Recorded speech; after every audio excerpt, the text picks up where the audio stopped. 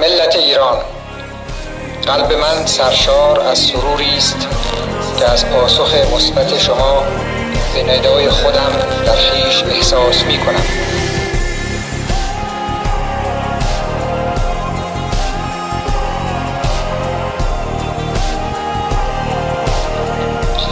من از شما خواسته بودم که درباره مسائل مشخصی که با سرنوشت این کشور ارتباط حیاتی و مستقیم دارد نظر خود را به صورتی صریح و قاطع ابراز دارید و شما با رأی خویش نشان دادید که مفهوم این تصویب ملی و اهمیت آن را با کمال خوبی دریافته اید.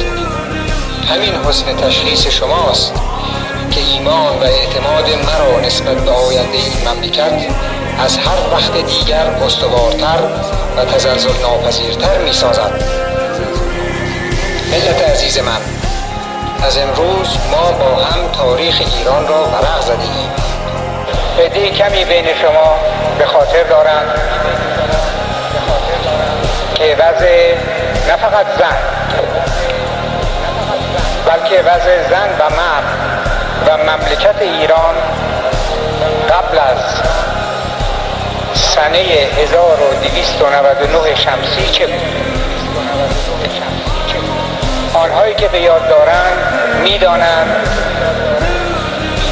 که این مملکت به جز اسمی چیزی از آن باقی نمانده بود. مناطق مختلف مملکت در تحت